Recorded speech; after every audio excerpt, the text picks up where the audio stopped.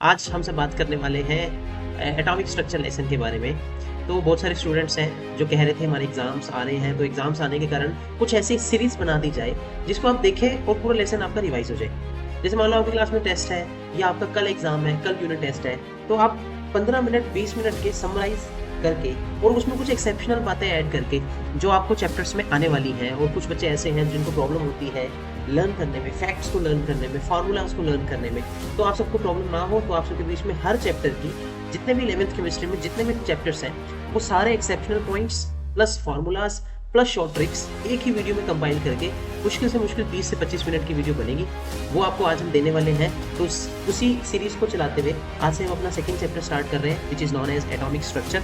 और उस atomic structure को पढ़ने के लिए हमने एक वीडियो अपनी बना रहे हैं हम यहाँ पे, और इस वीडियो को देख करके आप कोई भी एटॉमिक स्ट्रक्चर का क्वेश्चन होगा इसके बाद इन फार्मूलाज को पढ़ लें, और इन फार्मूलाज के नोट्स को टेलीग्राम चैनल में लिंक कर दूंगा शेयर, तो वहाँ से आप अपलोड कर सकते हैं, डाउनलोड कर सकते हैं, प्लस वीडियो यहाँ पे रहेगी। तो आप सबकी डिमांड पर हमने ये न्यू सीरीज शुरू करी है ओनली फॉर योर एग्जाम्स, जो आपके एग्जाम्स आने वाले हैं। ठीक है जी, तो चलिए स्टार्ट करते हैं। स्टार्ट करने से पहले हम शुरू कर लेते हैं आज हमने करना क्या है।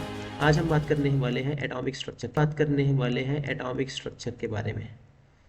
अब सारे लेसन नहीं, ओनली 20 मिनट में कुछ फॉर्मूलाज की डिस्कशन हम करने वाले हैं। तो सबसे पहले हमेशा ध्यान रखना, एटॉमिक स्ट्रक्चर में सबसे पहले आपको मोल कॉन्सेप्ट्स के अच्छे से क्लियर होना चाहिए कि what do you mean by mole concept. अब मोल कॉन्सेप्ट के अलग अलग क्वेश्चन आ सकते हैं, अलग अलग क्वेश्चन आने के लिए आपको कुछ डाटा याद होना चाहिए।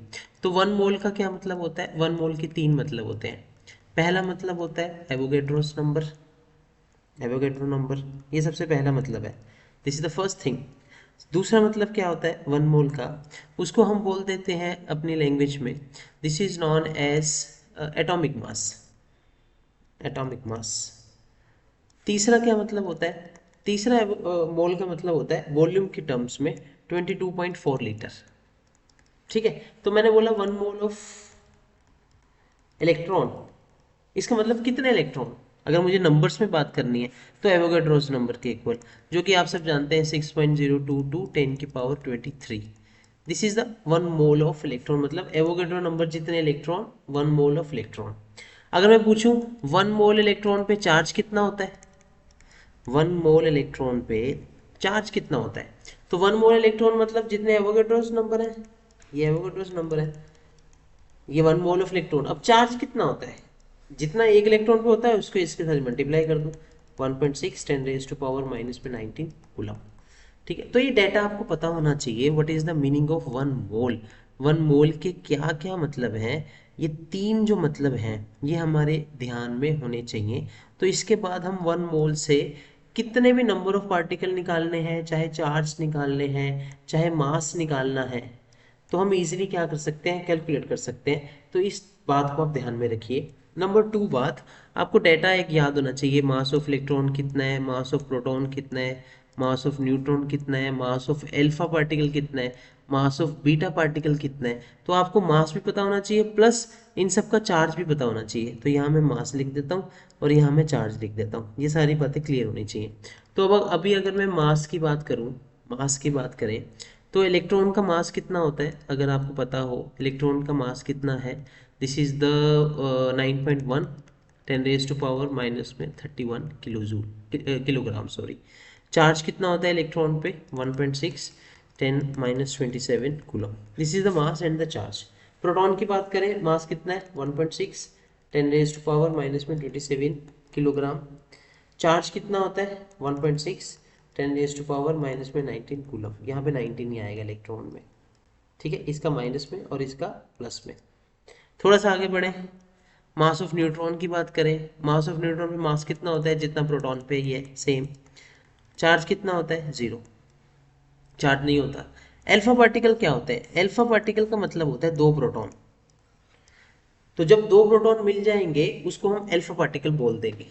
बीटा पार्टिकल का मतलब क्या होता है, बीटा पार्टिकल का मतलब होता है 1 इलेक्ट्रॉन। तो एक इलेक्ट्रॉन के बारे में जो जो बातें हैं वो बीटा के बारे में है। प्रोटॉन के दुगना कर देंगे चार्ज को, अगर प्रोटॉन के दुगना कर देंगे तो अल्फा पार्टिकल पे उतना चार्ज है। ऐसे मास निकालेंगे तो मास को 4 टाइम करेंगे तो वो अल्फा पार्टिकल का मास है।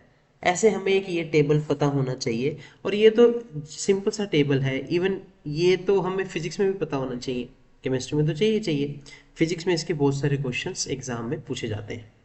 Move on to the next thing. पहली बात मैंने आपको बता दी है जो कि हम पढ़ने वाले थे, उसका नाम था मोल कॉन्सेप्ट। अब उस मोल कॉन्सेप्ट से हमारी बातें क्या हो गई हैं, क्लियर हो गई हैं कि कैसे कैसे हमें चीज़ों को सॉल्व करना है और किस किस पे कितना मास और चार्ज होता है, ये हमने फॉर्मूला इजी करके निकाल लिया है। अब थोड़ा हम आगे बढ़ रहे हैं। आगे बढ़ने से पहले आपको कुछ बातें वेव्स के बारे में पता होनी चाहिए। और तीन छोटे छोटे चुन्नू मुन्नू से फॉर्मूले हैं, वो क्या है? पहला फॉर्मूला है nu is equal to c upon में लैम्डा, एक तो ये पता होना चाहिए। दूसरा फॉर्मूला है कि फ्रीक्वेंसी का मतलब क्या होता है, वन अपॉन में time, this is the frequency, ये क्लियर होनी चाहिए। What is the c here? C is the 3 × 10⁻⁸ आपको पता होना चाहिए। अच्छा, वेवलेंथ जो होती है, अब वेवलेंथ अलग अलग चीज़ों में हो सकती है, एंगस्ट्रॉम में हो सकती है 10⁻⁻10, नैनोमीटर में हो सकती है 10⁻⁹, पिकोमीटर में हो सकती है 10⁻12, फर्मी में हो सकती है, ठीक है, 10⁻15, मिलीमीटर में हो सकती है, मिलीमीटर मतलब 10⁻⁻3। तो ये चीज़ें हमें माइक्रोमीटर में हो सकती है 10⁻⁻6। तो ये चीज़ें हमें एकदम से याद होनी चाहिए कि वेवलेंथ की डिफरेंट डिफरेंट यूनिट्स क्या है, कैसे कैसे उसकी अलग अलग यूनिट्स बनती हैं। तो कैसा भी क्वेश्चन आए उसमें हम इजीली पुट करके क्या कर सकते हैं, निकाल सकते हैं।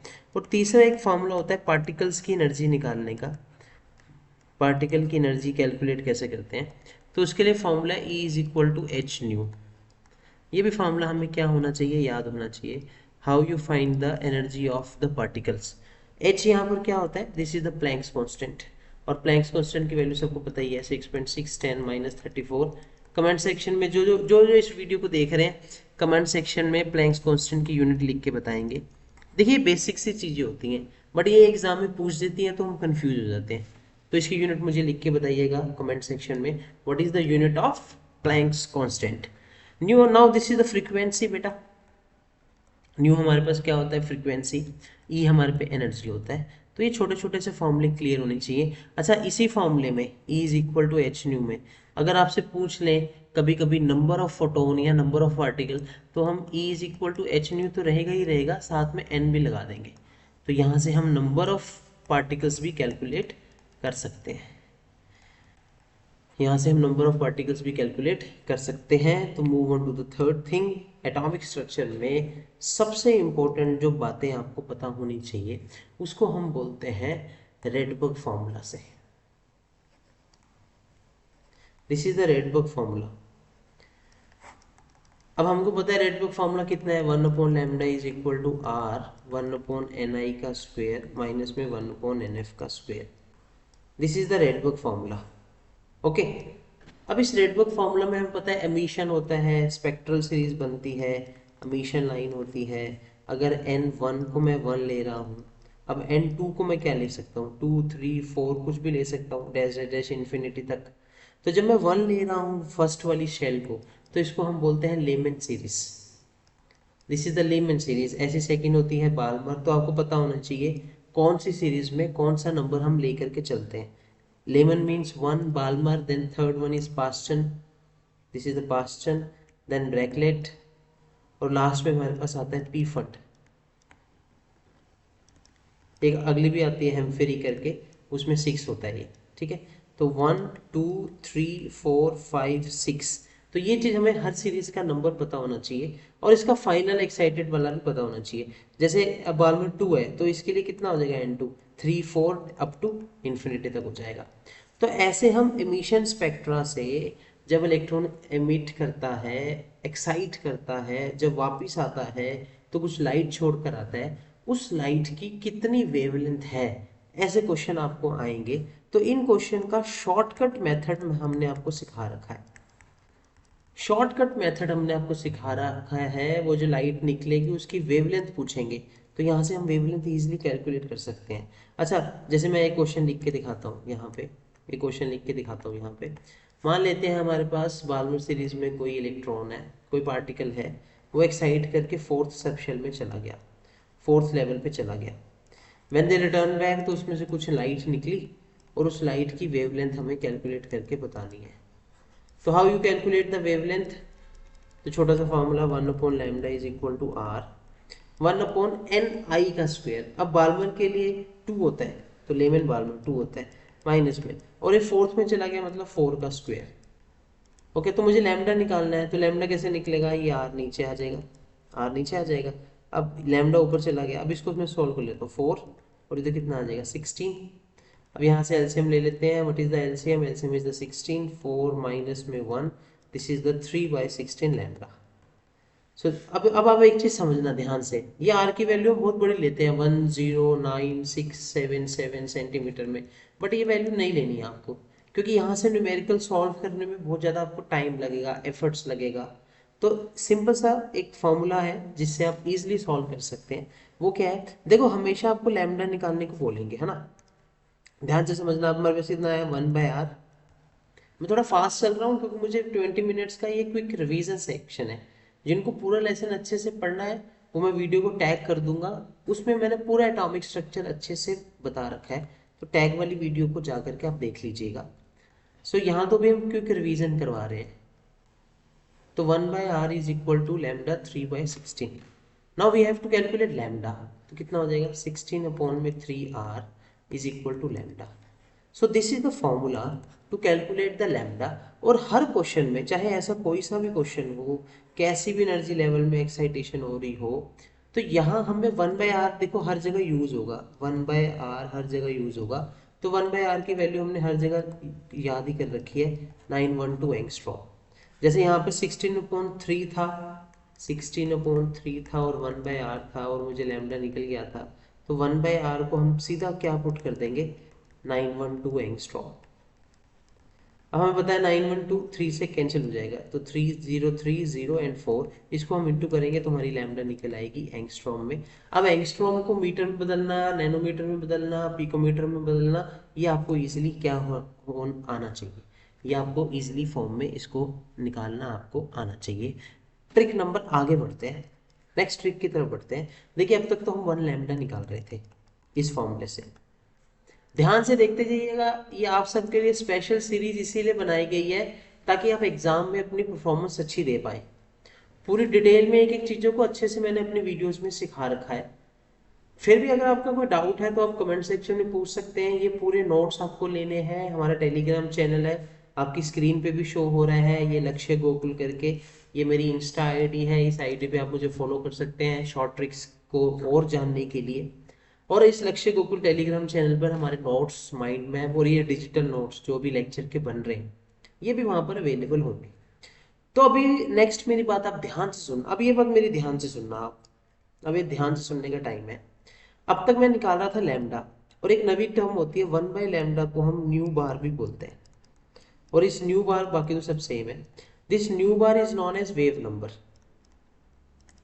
अब मेरी बात बिल्कुल ध्यान से सुनेंगे क्योंकि यहां से क्वेश्चन आएंगे भाई पेपर में, बिल्कुल ध्यान से सुनेंगे जो मैं बता रहा हूं अब, ठीक है? अब ये जो वेव नंबर है, कभी कभी जो क्वेश्चन आएंगे उस क्वेश्चन में हमसे पूछेंगे मैक्सिमम वेव नंबर कैलकुलेट करो, या दूसरी लैंग्वेज में मैं लिखता हूं शॉर्ट वेवलेंथ के लिए कैलकुलेट करो, शॉर्ट वेवलेंथ के लिए कैलकुलेट करो। ये मैं कोड वर्ड्स कुछ बता रहा हूं और समझा रहा हूं, ध्यान से समझेंगे। अगर मैंने बोला मैक्सिमम वेव नंबर या फिर शॉर्ट वेवलेंथ, देखो वेव नंबर का फॉर्मूला क्या है? 1/λ। अगर वेव नंबर ज़्यादा है तो लैम्डा क्या होगा? कम होगा, ठीक है? अब मतलब मैक्सिमम वेव नंबर का मतलब है लैम्डा कम होना चाहिए। तो जब भी मैं बोलूँगा मैक्सिमम वेव नंबर, इसका मतलब है शॉर्ट वेवलेंथ।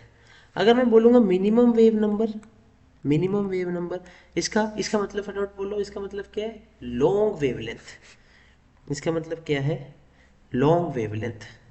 तो मतलब मेरे मेरे कहने का मतलब अभी ये है कि वेव नंबर और लैम्डा ये एक दूसरे के क्या है? इन्वर्सली प्रोपोर्शनल है, ठीक है? ये दोनों एक दूसरे के क्या है? इन्वर्सली प्रोपोर्शनल है। क्वेश्चन के माध्यम से मैं आपको समझाना चाहूंगा। हमारा एक इलेक्ट्रॉन या पार्टिकल प्रेजेंट था बाल्मर सीरीज में, और मेरे को इससे क्या लेनी है? मेरे को इससे शॉर्ट वेवलेंथ निकालनी है। कि इसकी सबसे शॉर्ट वेवलेंथ कितनी होगी, ये मुझे कैलकुलेट करके बताओ आप अभी। दिस इज द क्वेश्चन, ये छोटा सा क्वेश्चन मैंने लिखा है, how you calculate the short, question मैंने लिखा the any particle electron which are present initially in the Balmer series, initially answer है। अभी मैंने देखो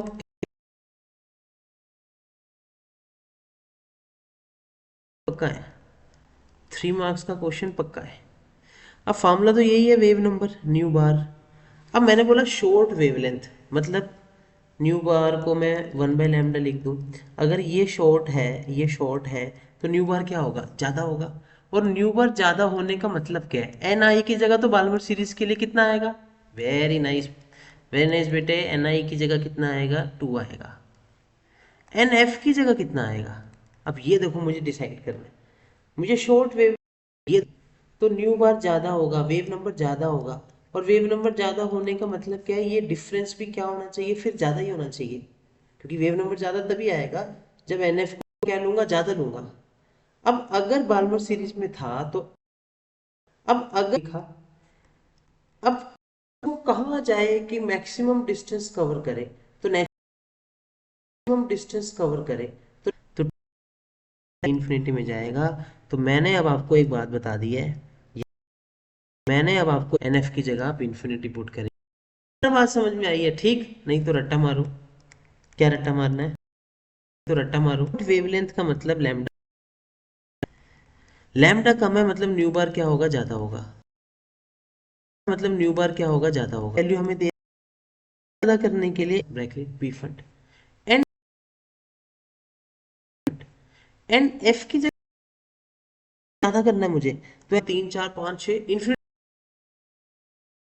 लूंगा। ये वाली टर्म हमारी, जितने क्वेश्चन आएंगे, how you calculate the shortest, how you calculate the shortest n i को अपने शॉर्टेस्ट वेवलेंथ निकालने के लिए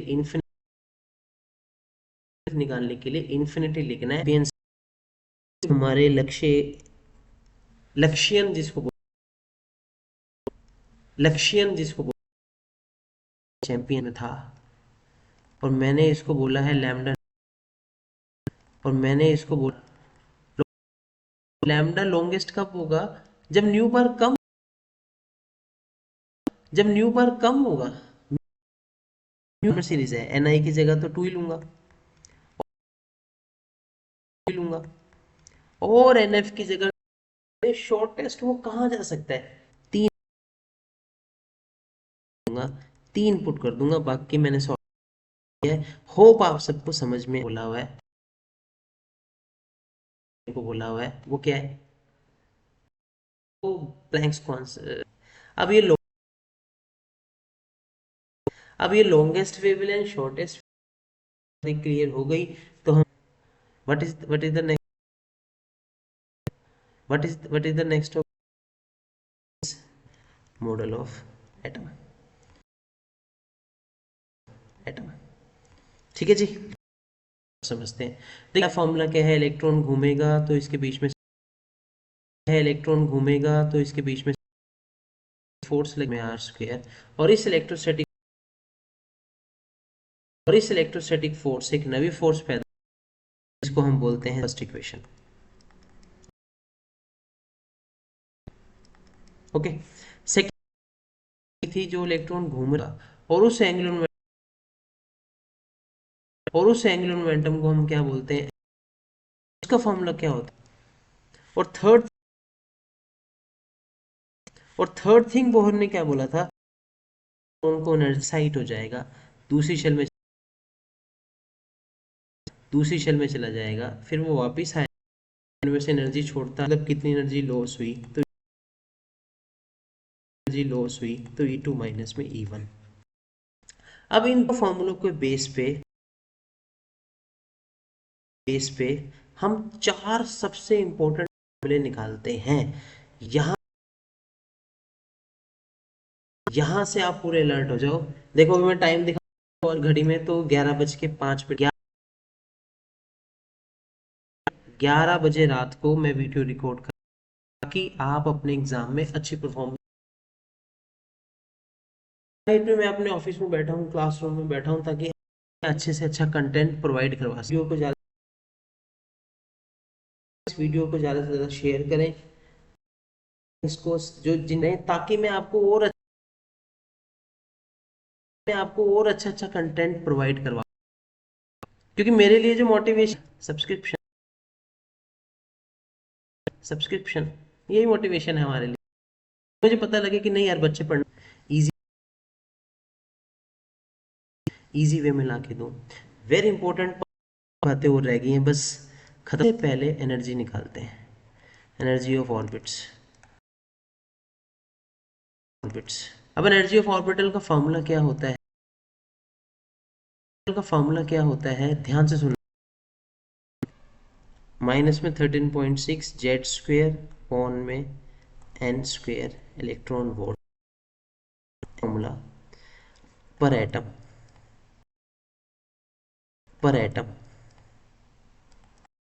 आप एक एटम के लिए जूल भी होती है, एनर्जी की यूनिट किलो भी होती है, उसके बारे में भी बात करें। लगेगा सिंपल। अगर आप ऑर्बिटल, तो उसके लिए फॉर्मूला है 0. तो उसके लिए फॉर्मूला है 0. मैंने रेडियस देख लो किसमें है, एंगस्ट्रॉम में है। दिस इज द आर निकाल रहे हैं किसकी, वही। तो उसके लिए फॉर्मूला है 2.18 इंटू 10 की पावर में 18 इंटू 10 की पावर में n।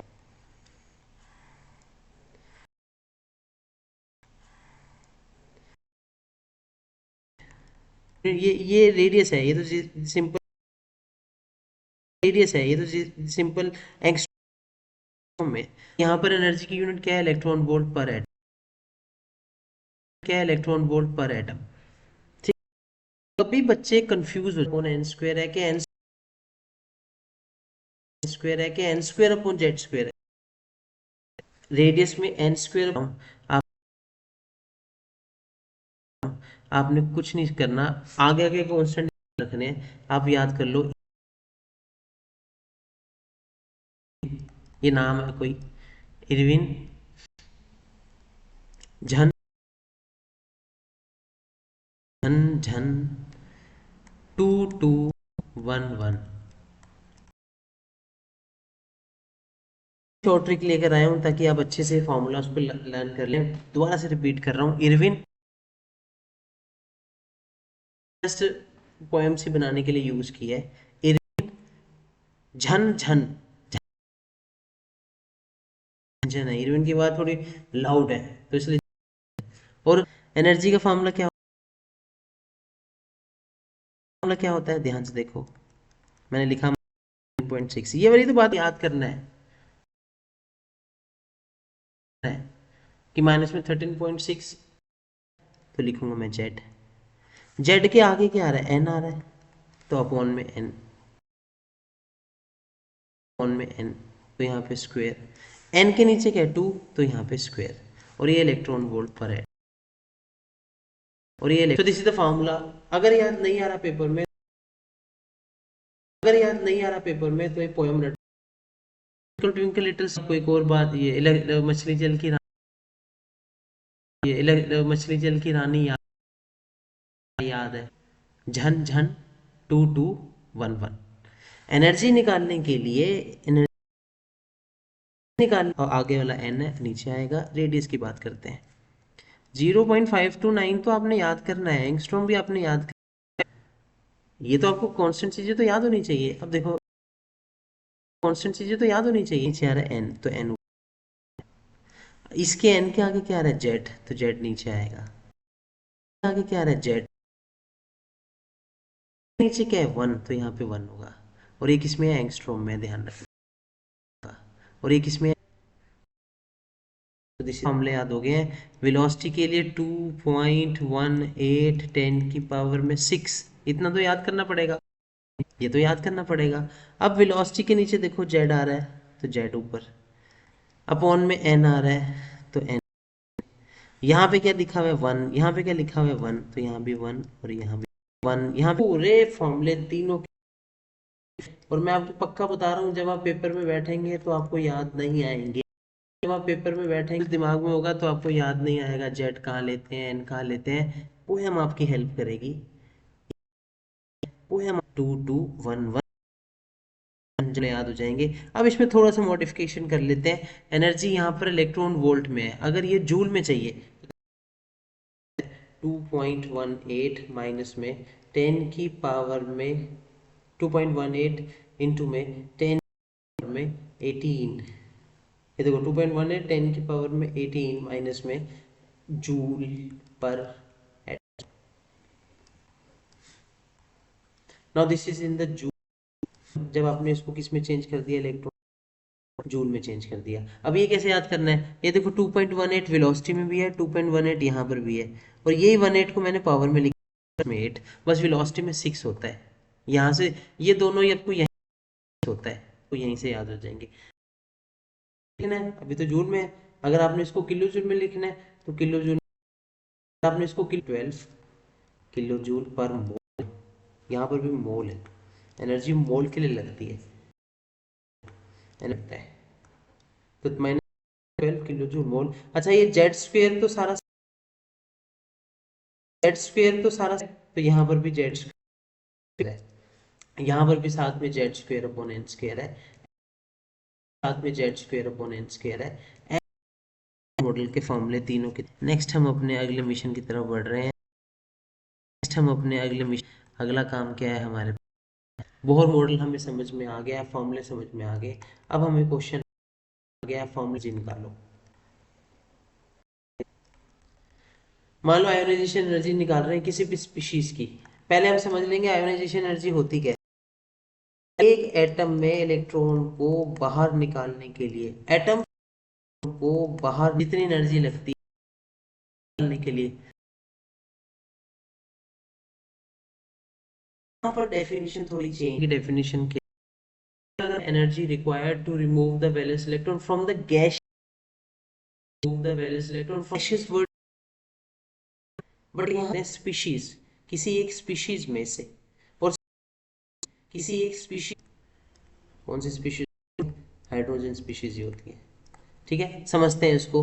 मान लो हाइड्रोजन का एटम है, यहाँ पर इलेक्ट्रॉन घूम रहा है, ये अभी ये ग्राउंड स्टेट है, तो मैंने इसको एनर्जी दी फोटोन की फॉर्म में, मैंने इसको एनर्जी दी, इसके इलेक्ट्रॉन एक्साइट कर जाएंगे, इसके इलेक्ट्रॉन क्या कर जाएंगे, एक्साइट कर जाएंगे, स्पेलिंग को थोड़ा इग्नोर करेंगे, इलेक्ट्रॉन एक्साइट कर जाएंगे। तो जैसे ही इसके इलेक्ट्रॉन एक्साइट करेंगे, जैसे ही इसके इलेक्ट्रॉन एक्साइट करेंगे, एक्साइट नहीं बाहर ही निकाल देना, तो मतलब जहां पर चले जाएंगे, तो मतलब डेल्टा ई कितना होगा, याद करो, ई इन्फिनाइट माइनस में ई वन, यही होगा। तो आयोनाइजेशन एनर्जी लगी, इन दोनों का गैप डेल्टा ई, इतनी एनर्जी लगी, डेल्टा ई इतनी एनर्जी लगी निकालना, तो फॉर्मूला तो वही रहेगा, चेंज नहीं है। फॉर्मूला तो, फॉर्मूला तो वैसे का वैसा ही रहने वाला है, बट फर्क क्या होगा, एक चीज हमारी फर्क हो जाएगा। क्या फर्क हो जाएगा, तो एनर्जी की वैल्यू माइनस में ठीक है, जेड स्क्वेयर अपॉन में एन स्क्वेयर इलेक्ट्रॉन वोल्ट पर एटम है। अगर इस इलेक्ट्रॉन वोल्ट को जूल में बदलना है तो मैंने आपको बता दिया एनर्जी का फॉर्मूला क्या है, 2.18 माइनस यही रहेगा माइनस में 18, ये जूल पर एटम में बदल जाएगी, और Z square upon n square तो सेम ही रहेगा। आपको बता रहा था आयोनाइजेशन एनर्जी, आयोनाइजेशन के लिए ई इन्फिनाइट माइनस में ई वन, हम आयोनाइजेशन एनर्जी निकालते हैं, ई इन्फिनाइट माइनस में ई वन लेते हैं। अब ई इन्फिनाइट क्या होगा, अगर ई इन्फिनाइट तो हमारे पास इसकी जगह एन की जगह हम क्या पुट कर देंगे, इन्फिनिटी पुट कर देंगे, सारी टर्म तो क्या हो जाएगी, जीरो हो जाएगी, ये बचेगा माइनस, और ई वन मतलब एन की जगह हम वन पुट करेंगे, 2.18 10 की पावर माइनस में 18, जेड स्क्वेयर खाली बचे, प्लस हो जाएंगे। तो मेरे कहने का आपको क्या मतलब था कि जब भी आपको आयोनाइजेशन एनर्जी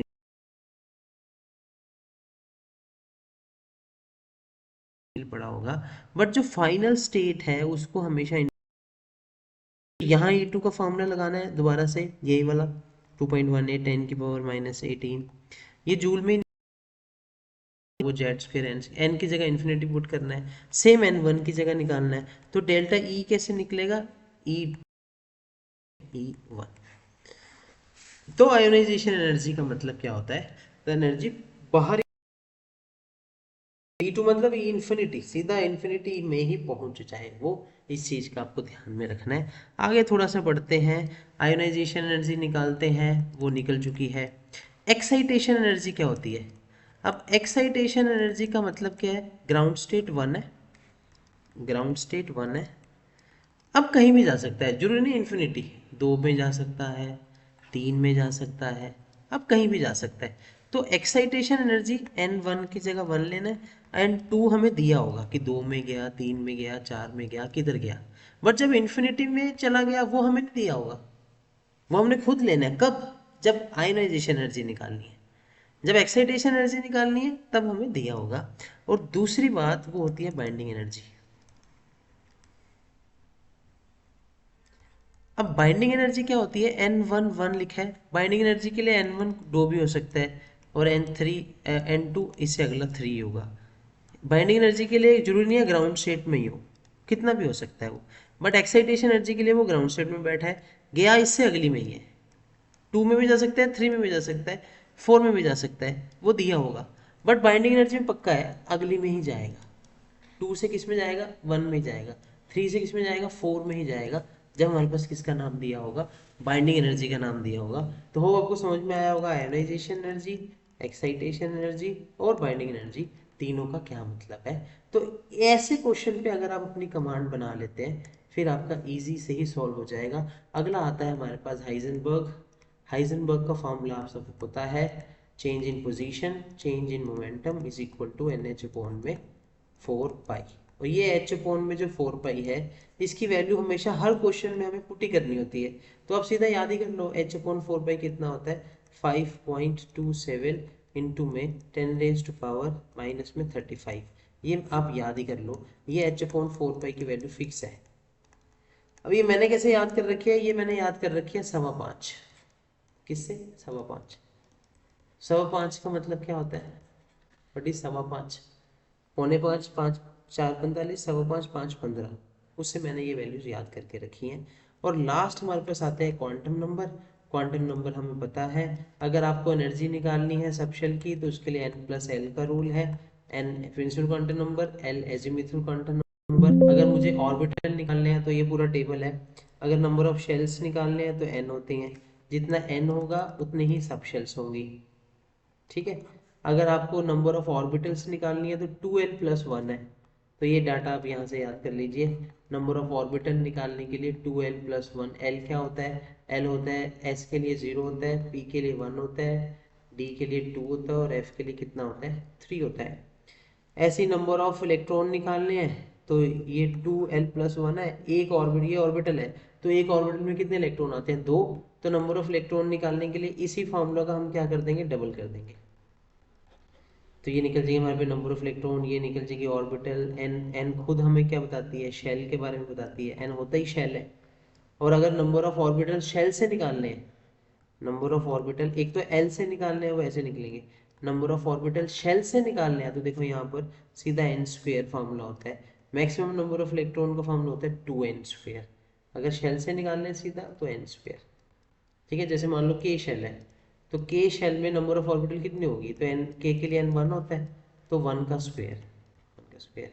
ऐसे हम इस टेबल से क्या कर सकते हैं, निकाल सकते हैं। लास्ट बात बचती है वो है रेडियल नोड्स या फिर स्फेरिकल नोड या फिर एंगुलर नोड या फिर टोटल नोड। तो रेडियल नोड निकालने का formula n-l-1, angular node l ही होते हैं, टोटल नोड निकालने का n-1। तो अगर आप ये फॉर्मूले अच्छे से क्या कर लेते हैं, याद कर लेते हैं, तो आपको किसी भी तरह की समस्या नहीं आएगी। ये पूरे एटॉमिक स्ट्रक्चर के फॉर्मूले हैं, एक फार्मूला बस रह गया, वो मैंने एनर्जी रूल तो बता ही दिया, N+L रूल। आपसे बहुत सारे क्वेश्चन आएंगे, 3s 2p, इनमें से किसकी एनर्जी ज़्यादा है, तो इसका n कितना है 3, l इसका कितना है 0, तो n 3+0, इसका n कितना है 2, l कितना है 1, तो 3, तो सेम आ गया। फिर हम नंबर देख लेते हैं, 3 ज़्यादा है तो इसकी एनर्जी क्या होगी, ज़्यादा होगी। ऐसे करके N+L रूल से क्वेश्चन निकालते हैं। दूसरा एक और चीज़ होती है, वो होती है नंबर ऑफ एमिशन लाइन्स कैसे निकालते हैं, नंबर ऑफ एमिशन लाइन्स। तो मान लो N2 6 है और N1 3 है, तो हम नंबर ऑफ एमिशन कैसे निकाल लेंगे, बस इनका समीशन कर देंगे, 6 - 3 कर देंगे। 6 - 3 मतलब 3, 3 समीशन का मतलब क्या होता है, 3 + 2 + 1, तो इसका मतलब 6 स्पेक्ट्रल एमिशन लाइन्स बन सकती हैं। तो जब भी हमें एमिशन लाइन निकालना है तो E2 माइनस में E1 या फिर N2 माइनस में N1 का क्या कर दें, समीशन कर दें। अब आप कहेंगे सर समीशन क्या होता है, तो हमने पढ़ रखा है अच्छी से। जैसे मान लो 6 में था, वो 4 में आ रहा है, तो इसका समीशन क्या होगा, 6 - 2 कितना 2, तो 2 का समीशन क्या होगा 2 + 1। मान लो वो अभी 5th में था, 1 में आ रहा है, तो इसका समीशन क्या हो जाएगा 4, तो इसको हम क्या लिख देंगे 4 + 3 + 2 + 1, 7 2 9 और 1 10। ऐसे हम क्या निकाल लेते हैं, नंबर ऑफ एमिशन लाइन्स। ठीक है जी। तो पूरा एटॉमिक स्ट्रक्चर हमने, जितने मिनट शायद ज़्यादा ही हो गए 25 से, इतना मैंने कवर कर लिया। तो नेक्स्ट आपसे मुलाकात होगी नए चैप्टर के लिए, तब तक के लिए टेक केयर, बाय बाय।